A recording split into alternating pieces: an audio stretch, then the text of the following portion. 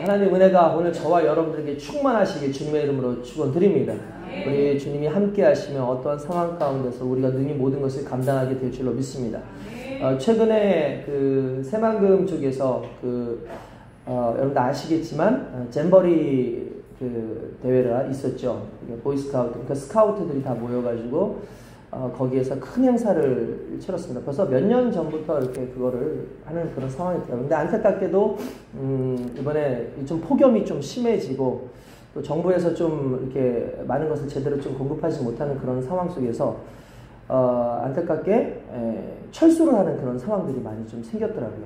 좀 보면서 좀 안타까움을 좀 느낍니다. 대부분 이제 폭염 때문에 아이들이 많이 쓰러지고 이렇게 하는 모습들 보고, 이게 근데 단순히 여기만이 아니라 이제 또 전 세계적으로도 지금 폭염이 엄청나더라고요.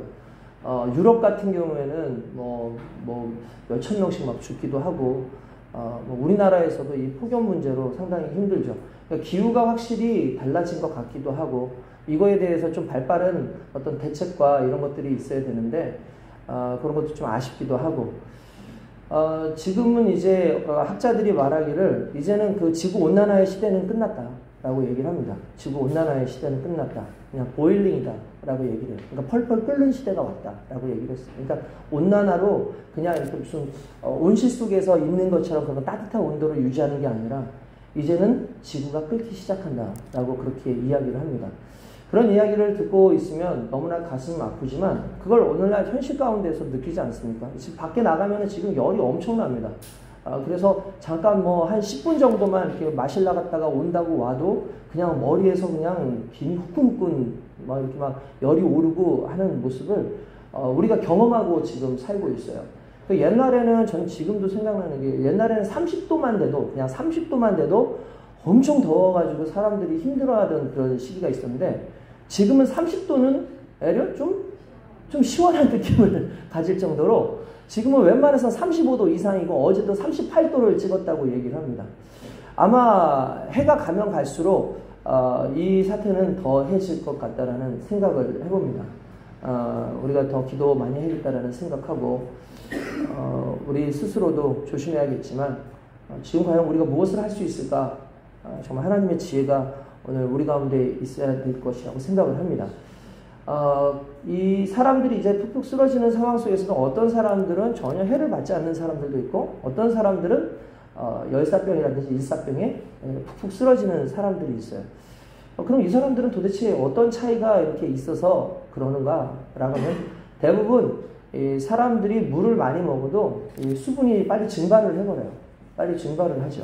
여러분들 아시겠지만 물을 많이 먹는 게 중요한 게 아니더라고요. 예전에도 여러분들한테 한번 말씀드렸던 건 여러분 생각나실 겁니다. 결국은 물을 많이 먹는 거가 중요한 게 아니라 물을 얼마만큼 내 몸에서 머금고 있느냐가 중요한 거예요. 그러니까 그 역할을 하는 게 세포예요, 세포. 그러니까 세포가 그 역할을 하는 거예요. 그래서 물이 이렇게 내게 오면 그 물이 밖으로 빠져나가지 않도록 이 물을 머금고 있는 능력이 건강한 세포냐 아니냐를 알 수 있는 거죠. 그러니까 여러분들이 어떤 사람들, 야, 저 사람들 이 땡볕에 잘 견디네 라고 한다면 그 사람은 이미 몸 자체가 상당히 건강하고 이 피부나 어떤 세포 자체가 이 물을 머금고 있는 능력이 상당히 좋은 거예요. 그러니까 그런 사람은 물을 조금만 마셔도 그 수분을 충분히 이제 보충하고 내 안에 머금고 있다라는 걸 우리가 좀 알 수가 있죠. 저는 이것이 좀 신앙적인 부분에서 우리에게도 마찬가지라는 그런 생각을 해봅니다. 오늘날 세상에 태양의 온도가 얼마나 높습니까? 세상의 고난의 온도도 상당히 높고 세상의 유혹의 온도도 상당히 높습니다. 우리가 픽픽 쓰러져 버릴 수밖에 없는 속에서 우리는 말씀으로 은혜를 받고 또 우리는 하나님 앞에 찬양과 기도와 여러 가지 많은 능력으로 기적으로 은혜를 받습니다. 근데 중요한 건 그 은혜를 받아도 쉽게 고갈되는 사람들이 있고 어떤 사람들은 그 은혜를 받아서 금방 소진하는 사람들이 있어요. 근데 누가 결국 그 은혜를 많이 오랫동안 지킬 수 있냐면 결국 우리의 영적인 능력이 곧 성령의 충만함이, 성령의 은혜가 내 안에 가득히 머금고 있으면 우리가 적은 말씀으로도 충만한 그런 영적 능력을 소유하게 되는 거예요. 그러니까 세상을 능히 이길 수 있는 거죠. 마치 세포에 건강한 세포가 수분을 많이 머금을 수 있는 것처럼 건강한 신앙인들, 애초에 기본적으로 하나님을 향한 믿음의 어떠한 그 뜨거움과 성령의 충만함이 있는 사람들은 우리가 정말 말씀으로 기도로 채워지는 순간에 쉽게 고갈되지 않는 그 역사가 나타나게 되어 있다는 거예요. 오늘 저와 여러분들이 그런 삶을 살기를 원합니다. 그래서 성령의 충만함으로 말미암아, 여러분 은혜의 충만함으로 말미암아 우리가 적은 어떤 말씀, 적은 능력을 가지고도 정말 우리가 충분히 세상 가운데 견딜 수 있는 그 능력의 백성으로 그렇게 설 수 있길 주님의 이름으로 축원드립니다. 지난번 수련회를 이번에 갔을 때에 그 첫째 날에 박훈 목사님이 하셨던 설교가 저는 상당히 좀 다른 설교들도 많이 은혜가 있었는데 저한테 또 큰 인사이트가 있었어요. 저는 자주 그 형통에 대해서 설교를 하고 여러분들에게 많은 형통에 대한 이야기를 하고 그냥 형통이 잘 되는 것이 아니라 하나님과 함께하는 것이다 라는 것에 대해서 끊임없이 여러분들한테 형통에 대해서 얘기했습니다. 박훈 목사님도 같은 의미로 그 형통에 대해서 이야기를 하셨어요. 그러면서 그 형통에 대해서 이야기를 하실 때에 성경을 보니까 하나님께서 그를 형통하게 하셨다라는 그 내용이 언제 나오는가에 대해서 이야기를 했는데 그 형통이 언제 나오기 시작했냐면 다 잘되고 끝나고 모든 결과가 좋았을 때 하나님께서 그를 형통하게 하셨다라는 말이 나오지 않고 그가 고난 가운데 있었어요. 그가 전혀 예상치도 못했는데 형들에게 매를 맞고 죽을 수밖에 없는 그 상황에 있었을 때 그때에 정말 아무런 소망도 없고 아무런 꿈도 없는 그때에 하나님께서 그와 함께 하심으로 그가 형통한 자가 되어 라는 말이 나온다는 거죠. 저는 그 말씀이 참 은혜스러웠어요. 뭐냐면 고난이 시작되는 그 순간에 하나님께서 형통하게 하사 하나님이 함께 하사라는 이 단어가 그에게 주는 엄청난 능력이에요. 여러분 솔직히 그렇지 않습니까? 우리는 환경을 형통으로 보지만 하나님은 그 환경이 좋든지 그 환경이 나쁘든지 비가 오든지 비가 오지 않든지 뭐 태양이 아주 뜨겁게 찌든지 그거와 상관없이 하나님과 함께하고 고난 가운데 있을 때에도 그 하나님이 그와 함께 하시면 그것을 형통이라고 하는데 그건 어떤 일정한 상황의 변화와 상관없는 일이라는 거예요. 상황의 변화와 상관없는 일. 오늘 저와 여러분들도 마찬가지입니다. 여러분들이 지금 영적으로 상당히 고갈되어 있든지 아니면은 여러분들이 상당히 충만하여 있든지 중요한 것은 오늘 하나님이 여러분들과 함께 하셔서 그 고난의 길을 은혜 가운데 형통으로 넘어가게 하시고 또한 여러분들이 지금 누리고 있는 이 충만한 시기도 형통함으로 더욱더 충만하게 하는 귀한 은혜를 주실 줄로 믿습니다. 그 은혜 속에서 오늘 감사하며 하나님 앞에 예배드리고 주의 말씀을 사모하는 자들은 오늘 분명히 말씀 속에서 귀한 역사를 경험하게 될 줄로 믿습니다. 그렇게 되는 저와 여러분들 시에 주님의 이름으로 축원드립니다. 우리 한번 앞뒤로 이렇게 얘기합니다. 자, 말씀 가운데 은혜 충만히 받읍시다. 시작. 자, 말씀 가운데 은혜 충만히 받읍시다. 아멘. 우리 뒤에 있는 청년들 앞에 와서 앉아도 돼요. 앞으로 오세요. 우리 성도들이 뒤부터 앉으니까 우리 친구들이 앞으로 앉아야 되는 것에 대한 부담이 있어요. 자, 앞자리에 앉아주시기 바랍니다. 너무 졸려서 거기 있는 거지? 자, 지난 그 수련회 때 저는 우리 이 성도들의 재능을 한번 발견을 했습니다. 얼마나 춤을 잘 추든지 이 댄스를 하는데 이 청년들하고 이제 중고등부까지 초등부까지 됐다 치는데 우리 작년 집사님들 권사님들이 얼마나 춤을 잘 추는지 혹시 여러분들 그 영상으로 보셨어요? 그 올려드린 거? 네, 아주 그냥 저는 에어로빅 하나를 보는 줄 알았습니다. 그냥 아주 열심히 다해서 막 춤을 추는 거예요. 그래서 춤을 추고 나서 한 분이 그러더라고요. 목사님, 저희한테 은혜의 점수를 좀 주시죠? 그렇게 얘기를, 은혜의 점수를 달라고 얘기를 했어요. 춤도 너무 멋지게 잘 추셨고, 아이들도 너무 잘 추고, 솔직히, 이렇게 하라 그러면 쭈뼛쭈뼛 하잖아요. 이걸 창피해서 못하겠어. 라고 할 수 있는데, 너무 감사한 게, 하자고 하니까, 하고 싶은 마음이 있었는지 없었는지 모르겠지만, 아니면 평소에 나 정말 뛰고 싶었는데 잘 됐다 하고 나왔는지 모르겠는데, 임춘혜 원차님은 그런 것 같아요. 임춘혜 원차님은, 그랬어요. 우리 사모님도 이제 어쨌든 나와가지고 열심히 하는데, 제일 조금 그렇더라고.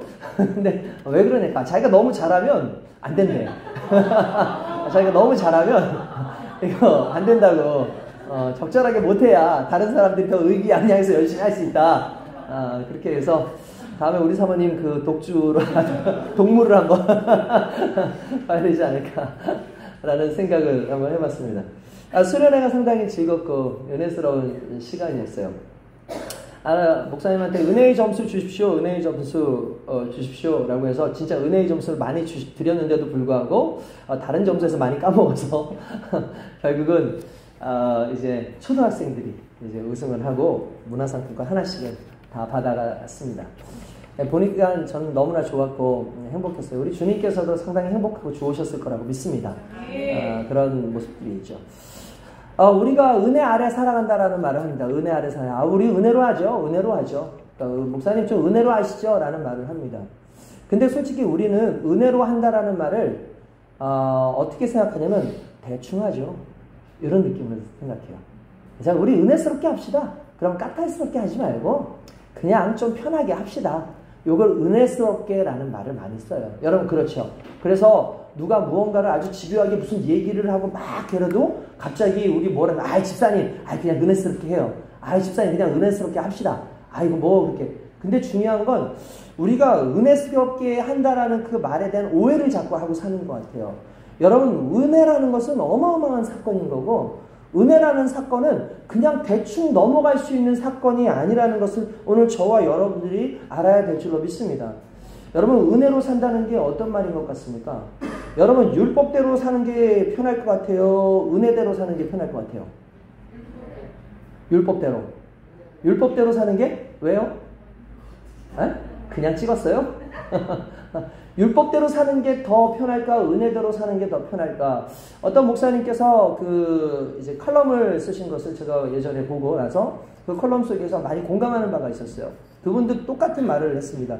은혜가 어려울까? 율법이 어려울까? 여러분 생각해보면 상당히 우리가 율법이 어려울 것 같다라고 생각하지만 실제로 율법이 은혜보다 더 쉬워요. 왜 은혜보다 더 쉽냐면은 율법 아래 사는 것은 편해요. 법이라는 것은 고치겠다는 의지가 없어요. 여러분 아시겠죠? 법은 고치겠다는 의지가 없어요. 무슨 말이냐면 그냥 놔둬요. 그리고 틀리면 처벌해요. 그리고 뭘 설명하지도 않아요. 이게 왜 그렇고 왜 그렇게 그렇게 하잖아요. 그냥 법에 의해서 이렇기 때문에 그 사람은 징벌을 받는 게 마땅하다 하고 징벌을 합니다. 깔끔하죠. 근데 냉정합니다. 근데 반면 은혜는 하나님의 의지가 들어있어요. 어떤 의지? 변화시키겠다는 의지. 우리를 더 생명으로 풍성하게 하겠다는 의지. 그리고 우리로 하여금 하나님 안에서 영생을 누리고 그리스도 예수 안에서 진정한 하나님의 백성으로 살게 하겠다라는 의지가 실은 은혜 속에 들어있는 거예요.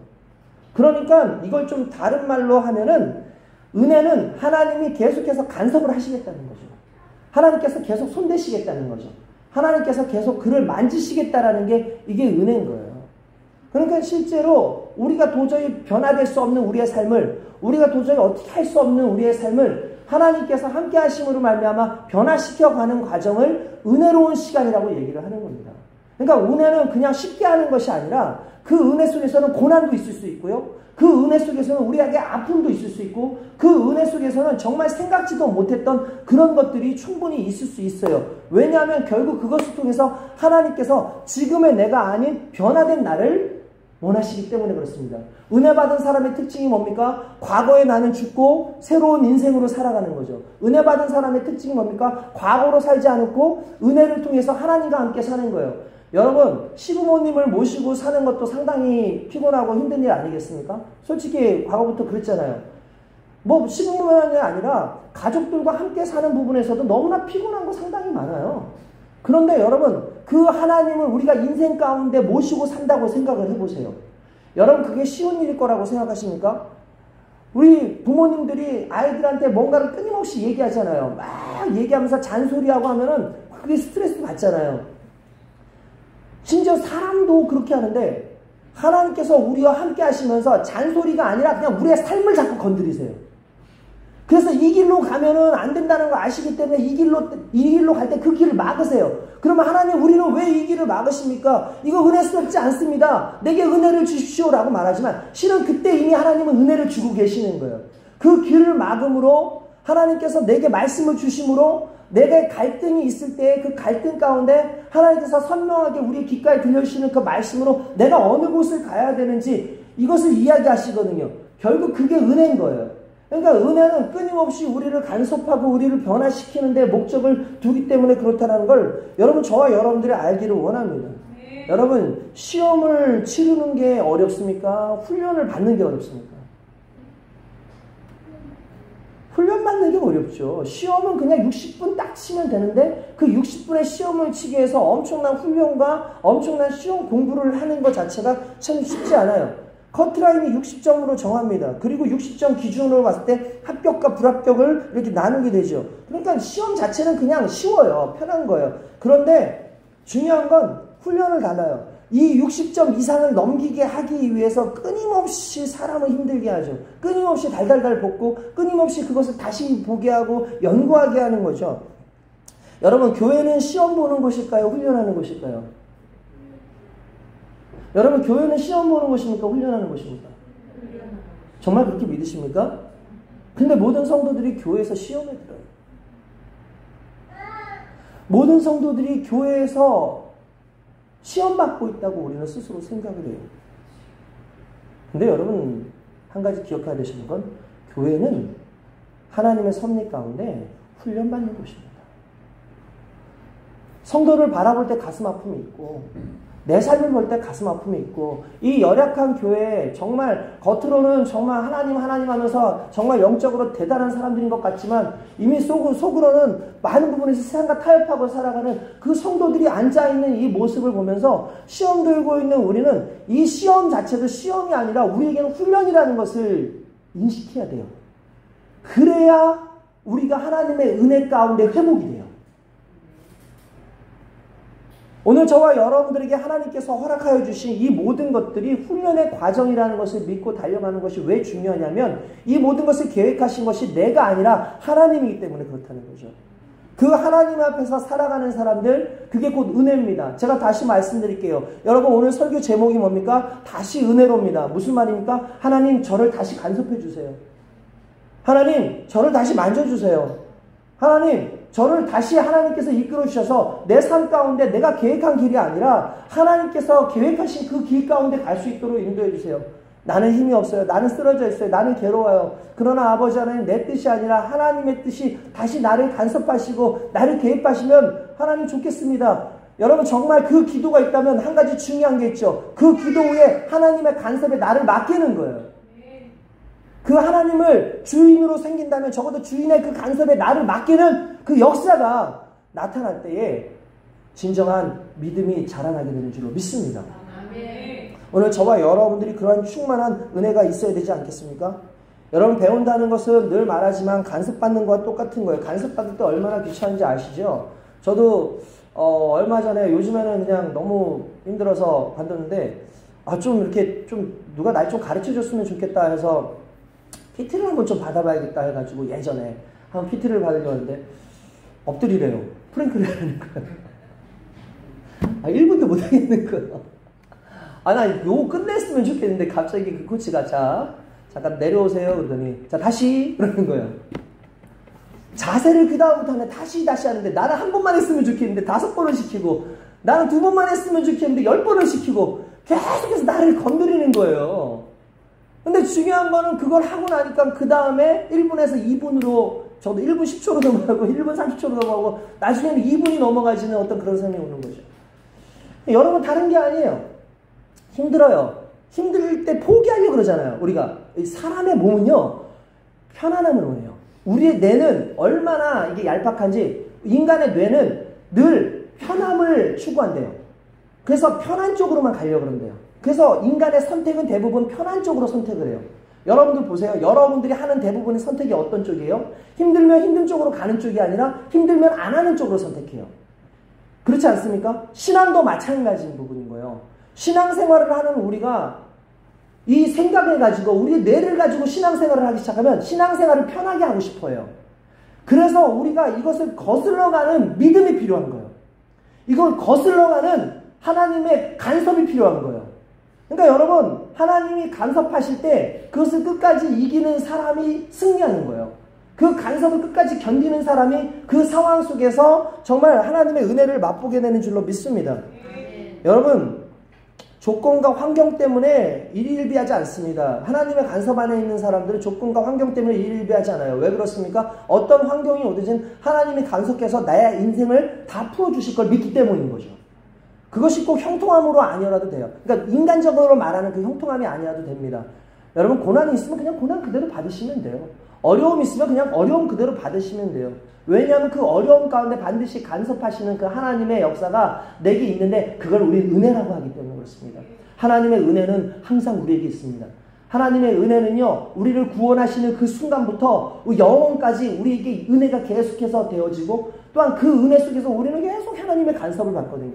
그 간섭이 귀찮고 그것이 싫으면 자연스럽게 그 믿음이 아닌 다른 영역으로 자꾸 가려고 애를 쓰겠죠. 그러나 적어도 그 간섭에 대해서 내가 믿고 나아가면 그건 반드시 귀한 승리함으로 나타나게 되는 줄로 믿습니다. 환경 때문에 이것이 좋다 안 좋다라고 얘기할 필요가 없습니다. 옛날에 이장호 감독님이라는 분이 바람 불어 좋은 날이라는 그런 영화를 찍은 적이 있어요. 바람 불어 좋은 날.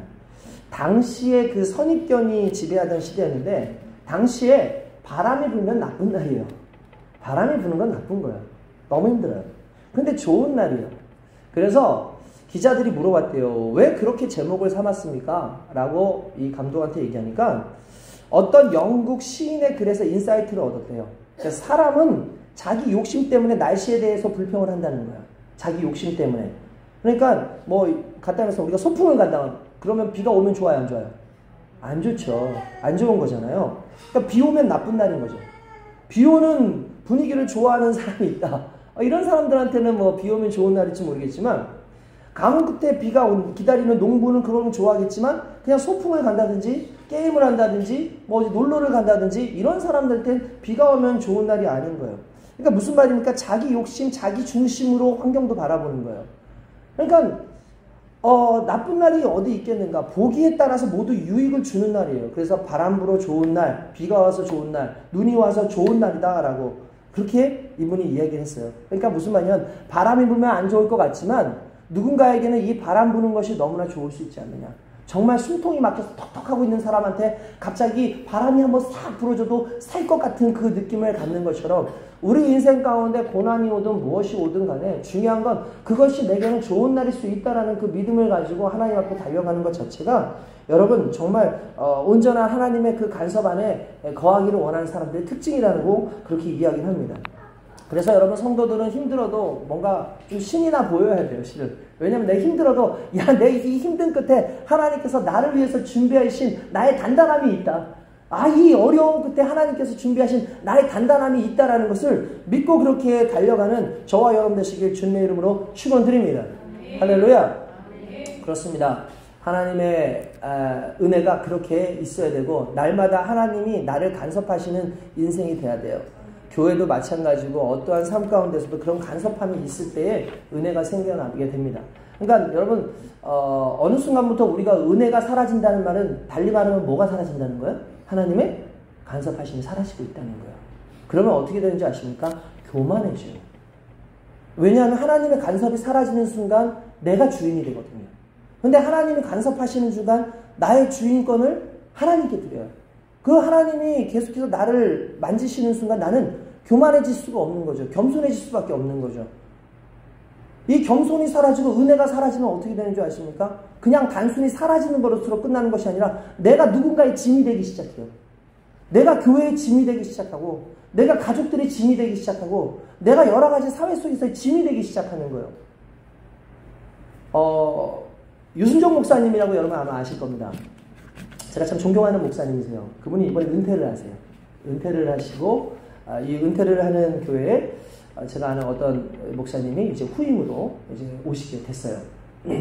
근데 그 목사님이 과거에 그런 얘기를 해요. 제가 한번 여러분들한테 그 교회가 어려웠었던 적이 있었다라는 얘기를 해드린 적이 있었을 거예요. 그래서 그냥 그 잘 넘어갔다라는 것만 알았지 어떻게 어려워졌는지도 잘 몰랐는데 그 교회가 어려워질 수밖에 없는 상황의 이 꼭대기에 무슨 일이 있었냐면,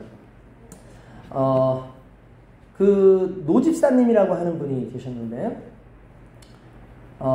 남편분이 예수를 안 믿어요. 예수를 안 믿는 거예요. 근데 이 집사님은 예수를 믿어요.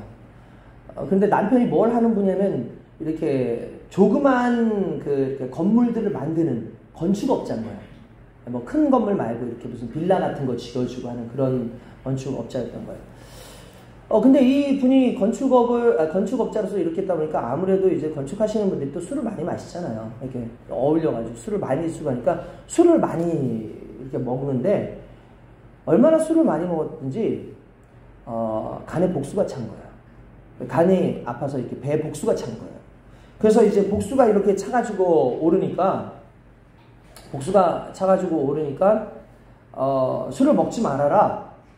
그래서 한동안 술을 먹지 않고 약을 계속 먹었더니 붓기도 이렇게 점점 사라지고 몸이 좀 좋아지더래요. 근데 하지 말라 그러면 계속 좀 하지 말아야 되는데, 사람들은 참 희한한 게 조금 좋아지면 다시 그 시절로 돌아가요. 그러니까 여러분, 이게 문제인 거예요. 저는 항상 그런 생각해요. 우리는 임시 방편이라는 거에 너무 빠져 살아요. 이 임시 방편이 있으니까 또다시 그런 생각이, 일이 생기면 또 그걸 사용하면 된지라고 생각을 하고, 과거에 좋지 않은 행동들, 말리는 행동들을 자칫하는 게 이게 우리 인생이에요. 그러니까 여러분, 솔직히 치유의 경험이 어떤 사람에게는 은혜의 경험이기도 하지만 더 범죄할 수 있는 계기를 만들기도 해요. 이해되십니까? 그러니까 내가 뭔가 문제가 좋아졌어, 이걸로 인해서. 그러면 더 이상 그렇게 살지 말아야 되는데, 내가 방법을 찾았잖아요. 이것에 대해서 좋아지는 방법을. 그러니까 더 막 살고 더 함부로 사는 그런 경향들이 종종 있는 것 같아요. 근데 이분이 어쨌든 좋아졌는데 다시 술을 마시기 시작을 해가지고 병원에 갔더니 이게 간경화까지 진행이 돼가지고 더 이상 손을 못 쓴다는 거야. 배가 이만큼 나오고 거의 언제 죽을지 모르는 그런 상황에 접어든 거예요. 너무나 가슴이 아프죠. 그래서 이 아내가 맨날 교회 와서 울면서 기도를 하면서 목사님한테 그러더래요. 목사님, 저희 남편을 위해서 한 번만 좀 와서 기도를 한번 해주시면 안 됩니까? 집에 와서 좀 기도를 한번 해주셨으면 좋겠습니다. 라고 얘기를 하더래요. 이게 목사님이 당연히 그런 요청을 받으면 무조건 가죠. 아유, 그럼요, 가야죠. 제가 가서 남편분을 위해서 기도를 하겠다고. 그래서 남편분을 위해서 기도를 하겠다 해서 간 거예요. 갔는데 들어오지도 못하게 문을 잠가놨더래요, 남편이. 그러니까 목사님이 문을 두드리고 하는데도 무슨 시 저 어느 교회 누굽니다. 몸이 편찮다고 해서 제가 병문안하고 좀 기도 좀 했으면 좋겠는데, 이렇게 얘기를 했는데도 아무 말도 안 그냥 문 잠가놓고 아무도 못 들어오게 하더라는 거예요. 그러니까 평소에 아내가 교회 가는 것도 너무 싫어하던 사람이었어요. 그런데 그날 이제 어쩔 수 없이 목사님 문고리 잡고 그냥 집으로 간 거죠. 기도하고.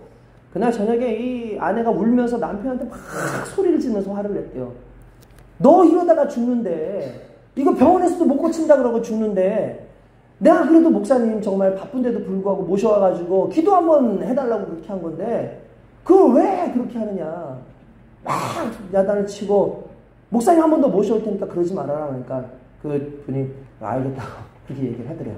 그래서 다시 목사님한테 가서, 목사님 죄송하다고 이번에 같이 가시면 안 되냐. 알겠다고 해서 일단 갔는데 뒤돌아 앉아있더래요. 이렇게 사람이 뒤돌아 앉아있더래요. 그래서 뒤돌아 앉아있더니 뭐 하든 그냥 예배를 드렸대요. 예배를 드리고 막 기도를 한 다음에 그분을 위해서 이렇게 손을 이렇게 어깨에다가 딱 얹고 기도를 하는데, 이분이 그냥 가만히 있더라는 거예요. 근데 보지는 않고 기도를 하고 갔는데, 그 아내 되는 분이 다음날 목사님 한 번만 도와주세요. 한 번만 더 와주셨으면 좋겠어요. 우리 남편이 그날 목사님이 그렇게 기도해 주시고 그렇게 한 것에 뭔가 좀 감동이 있었나 봐요. 좀 마음이 조금 열린 것 같아요. 그래서 갔대요. 갔는데 확실히 어제보다 달라져서 다 이렇게 똑바로 돌아 앉아가지고 말씀 읽고 또 기도를 해주니까 기도를 받더래요. 그렇게 해서 한 일주일 동안 기도를 했는데 놀라운 일이 났어요. 복수가 깔아앉더라는 거예요. 점점 깔아앉더니 치유를 받았어요. 이분이 그 다음부터 교회를 나오는데 교회 주일날 나오기는 부끄럽다고 사람들이 왜냐하면은 그 와이프 집에 그 교회 가 있으면 맨날 술 먹고 가지고 소리 막 내지면서 어디 갔냐고 막 그랬던 사람이거든. 그러니까 그 사람이 교회 가니까 부끄럽잖아. 그러니까 이 사람이 새벽마다 교회를 갔대요. 오히려 은혜지. 주일은 한 번인데 새벽은 매일매일 교회를 갔다가 이분이 말 그대로 은혜를 받은 거야.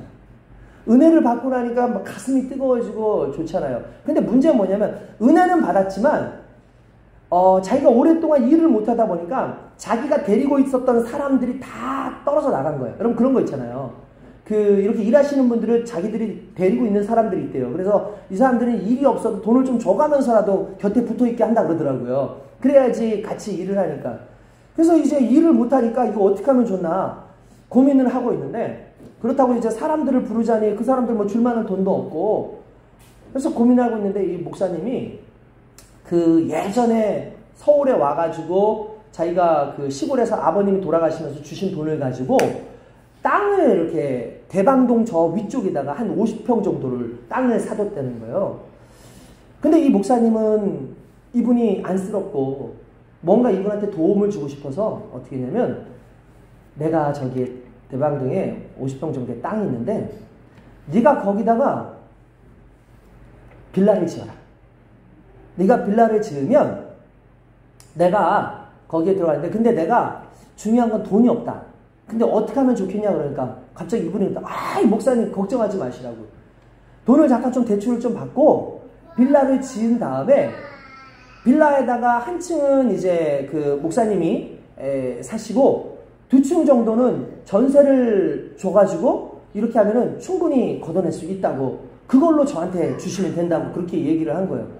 그래서 목사님 한번 그렇게 해봐라 라고 얘기를 한 거죠.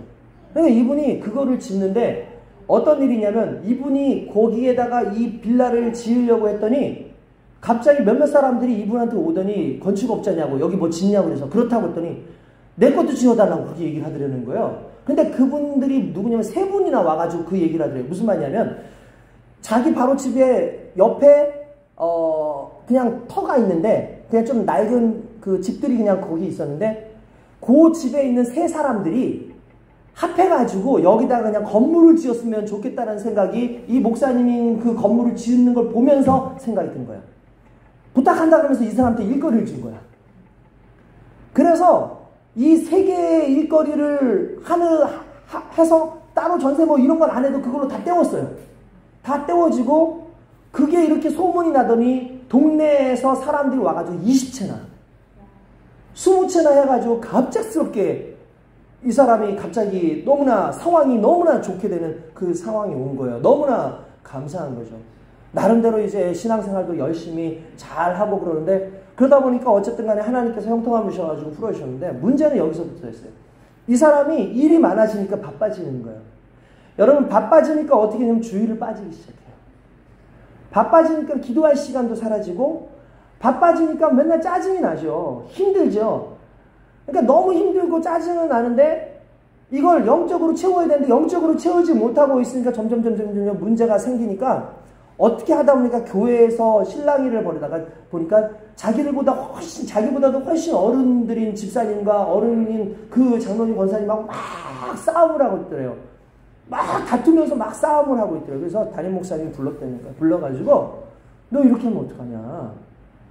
그래도 교회에는 질서라는 것이 있는 것이고 그리고 얼마나 지금도 네가 교회를 못 나오고 있을 때 그 너를 위해서 얼마나 기도하는 사람들이지 않느냐. 그렇게 하면 안 된다라고 그렇게 얘기를 했는데 그게 기분이 나빠서 그냥 교회를 나가버렸어요. 근데 그걸로만 끝났으면 괜찮은데 이제 이 목사님 교회가 교회 건축을 올린다고 하는 그때에 그분이 찾아온 거예요. 그래서 무슨 일로 왔느냐 그러니까 이렇게 얘기해요. 목사님 너무 죄송합니다. 목사님 저한테 큰 은혜를 주셨는데 제가 그때는 너무 좀 경황도 없고 그래가지고 제가 목사님한테 너무 함부로 한 것 같습니다. 목사님 저한테 만회할 수 있는 기회를 주십시오 라고 얘기를 하더래요. 그래서 어떻게 만회할 거냐 그랬더니 교회를 제가 짓겠습니다. 교회에서는 일단 3억만 대주십시오. 3억만 대주시면 내가 이거 다 뼈대 세우고 이렇게 하고 그리고 여기에 대출도 받고 뭐 어떤 거 하고 이렇게 하면은 충분히 할 수 있습니다 라고 얘기하는데, 목사님이 그 당시 IMF 막 터질 때였거든요. IMF 터지기 전에 말 그대로 한 5억 정도면 되는, 그 당시만 해도 그랬나봐요. 5억 정도면 되는 그 공사였는데 IMF 터지기 말랑말랑 하는데 이분이 와가지고 3억 이야기라니까. 아, 그러면은 한번 믿고 맡겨봐도 되겠냐 그러니까, 그 다음 주부터 와가지고 교회에서 막 열심히 막 하는 거 같고 하고 해서 막 3억을 주고 해서 뼈대까지 막 세우는 것까지 막 사람들 불러가지고 했는데, 어느 날 나오질 않더래요. 보니까 야반도주 한 거야. 돈을 가지고 무려 5억이나 드렸는데 도망을. 이 목사님 충격에 빠진 거죠. 충격에 빠진 거예요. 그 다음에 이것 때문에 너무 더 힘들었던 게 뭐냐면, 그 일했던 건설업자한테 돈도 안 준 거야, 이 사람이. 그 주변에 저거 이렇게 막 위장하는 사람들, 뭐 이런 그런 사람, 뼈대 세우는 이런 사람 돈을 안 준 거야. 이 사람들이 막 와가지고 막 난리를 치기 시작해. 교회 앞에서 막 시끄럽게 굴고 하니까 얼마나 힘듭니까? 목사님이 그 앞에 가니까 이제 간이 덜렁덜렁 거려서 못 가겠다는 거야. 너무 힘들어가지고. 근데 이 중요한 거는, 여러분들 참 이거는 뭐 우리 성도들은 안 그렇습니다만, 당시에 성도들도 이런 상황이 오니까 선뜻 누가 하나 나서는 사람이 없더라고요. 그러니까 모든 짐을 이 목사님이 다 져야 되는 그런 상황이 온 거예요. 너무 힘든 상황이고 너무 괴로운 상황이 온 거죠. 그래서 겁이 나고 막 그러는데, 이 사람들이 자꾸 찾아오니까 어쩔 수 없이 기도원을 간 거예요. 이 목사님이 기도원에 가서 기도를 한 거죠. 하나님, 지금 돈이 얼마가 필요한데 하나님 돈을 주십시오. 돈을 주십시오. 그런데 돈을 달라는 거 아무리 기도를 해도 돈은 안 주시더래요. 돈을 뭐 어디서 주겠다고 전화도 하나 안 오더래요.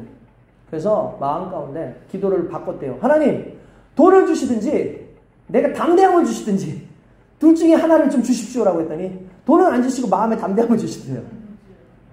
담대함이 오는 거예요. 막 뭔가 막 엄청난 그 담대함이 막 여기서 막 오더래요. 그래서 일단 믿고 내려갔대요. 그리고 그 사람들을 불렀대요. 처음에 그 사람들 보기만 해도 오금이 시려가지고 막 이랬는데, 딱 와가지고 그렇게 얘기했대요. 야, 너희들 앉아봐라. 너희들 나하고 계약했냐? 당신들 나하고 계약했어? 아니, 나랑 계약한 게 아니라 이 업주하고 계약을 했는데, 나도 이 업주가 우리 돈 가지고 나와가지고 지금 우리도 힘들다. 그런데 지금 나한테 와가지고 어떻게 하라는 거냐? 막 웅성웅성해지기 시작하는 거죠.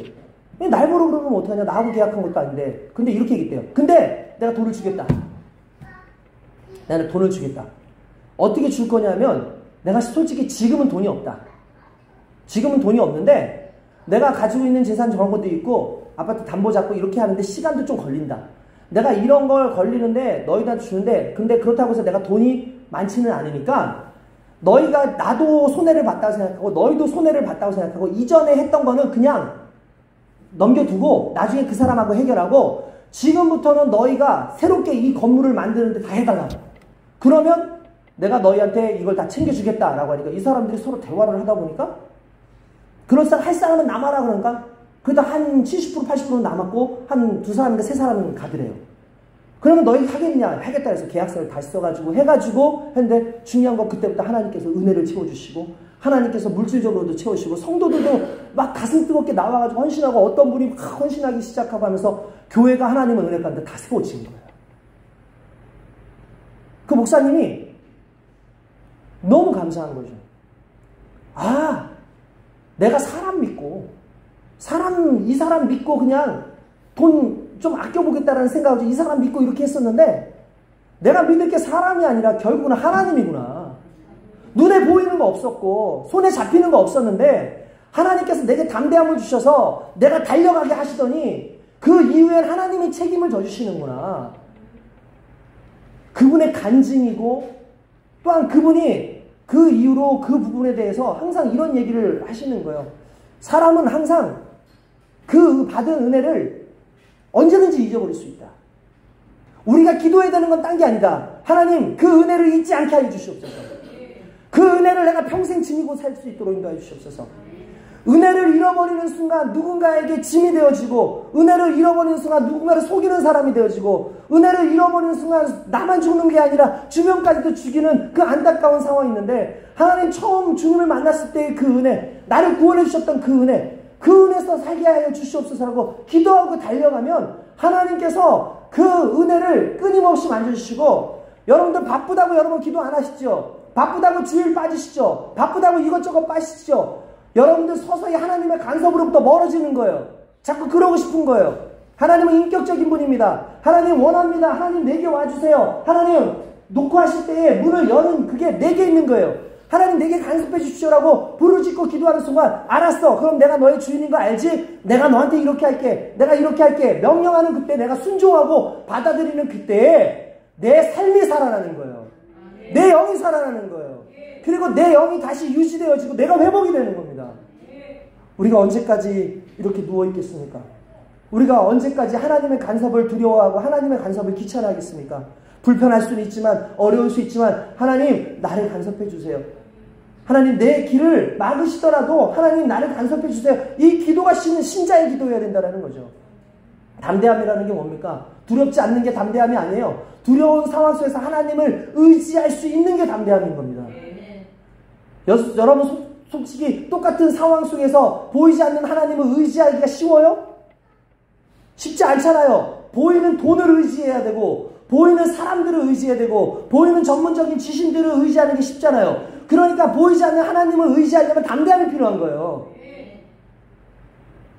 왜냐하면 이건 담대함이 없어도 자연스럽게 붙잡을 수 있는 것들인데, 하나님은 보이지 않는 하나님이기 때문에 그 하나님을 붙잡으려면 적어도 지금보다는 뭔가 다른 담대함이 내게 있어야지만 그분을 붙잡을 수 있는 거예요. 오늘 저와 여러분들이 그렇게 되어지기를 원합니다.